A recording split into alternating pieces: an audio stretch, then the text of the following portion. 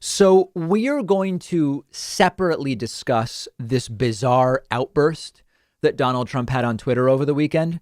But here I want to focus in specifically on the absolutely massive cyber attack believed to have been perpetrated by Russia on the United States. We've now learned of a massive and ongoing long-term cyber hack by Russia, with evidence mounting more and more that points to Russia. Now, of course, you can always say we can never believe anything we're told about who did it.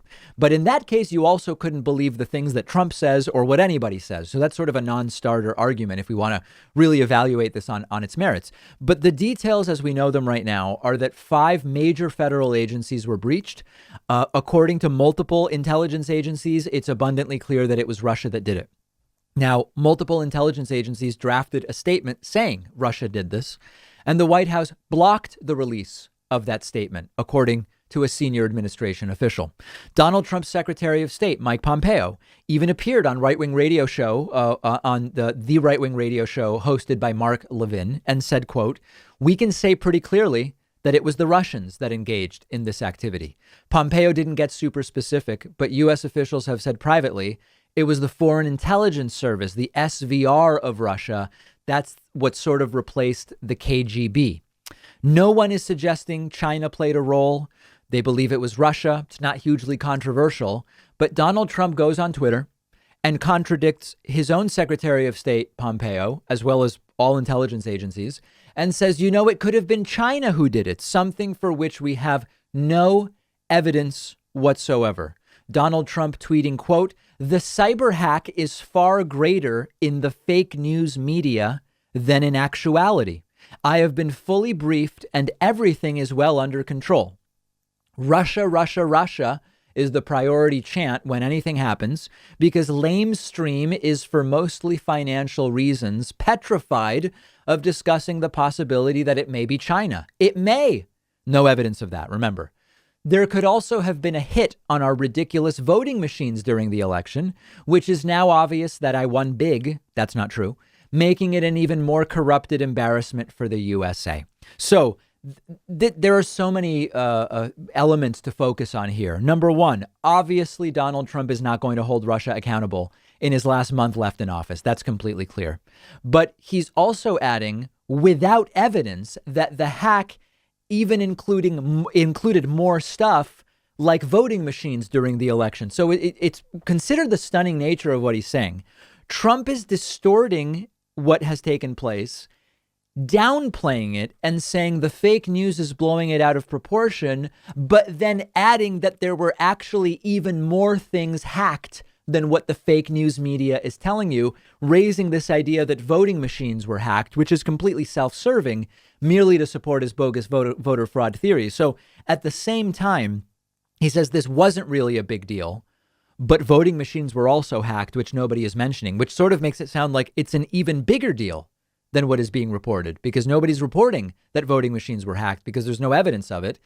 And then at the same time, sort of like as the cherry on top, floating that it might be China when nobody thinks it was China and there's no evidence that it was China. Now, you don't have to be in favor of attacking Russia, neither as a left winger or a right winger, to merely acknowledge there's really no reason to doubt that Russia did this and to concede that there's no reason to think China did do it because we don't have any evidence that China did anything. So this is a few different things together. First, this is another example of Trump opting out of even a mild rebuke of Russia. That's common. We've seen that this entire presidency. Second, this is Donald Trump trying to make anything that is out there in the news to be evidence that the election was stolen from him when he simply lost, plain and simple. And then number three, this is Trump again trying to criticize China, even when they've not actually done the thing he's talking about. And fourth, of course, it's Donald Trump focusing on entirely the wrong things as usual. The response should be, number one, how do we deal with this thing that Russia did? And number two, as the president, he should be talking about the fact that more than 3,000 people are now dying every day from coronavirus. And he's not come out and talked about it. He seems done with coronavirus. And number three, Trump still hasn't conceded, and that's globally shameful as well. So Trump silent on how to deal with Russia, silent on 3,000 coronavirus deaths a day, silent on conceding this election, but very loudly suggesting maybe China actually did this hack. It's pathetic. It's dangerous. It's a national security threat, and it is now an emergency to get this guy out. And that's coming. We are 30 days away from Donald Trump being gone. And that's something that's not just good for the country. That's very good for the world. Hey, take a minute to check out our sponsor. It's called Just Egg. Many of you know that over the years, I've made my diet more plant-based for a variety of reasons. I've always loved eggs, and Just Egg is a great way to take a food many of us love, but make it a plant-based version. Just Egg has all the protein of eggs, but it's made from mung beans, so it uses 98% less water and causes 93% fewer carbon emissions than a conventional egg. Just Egg cooks and tastes exactly like a conventional egg. I've tried it for omelets, scrambled eggs, French toast, banana bread, pad thai even.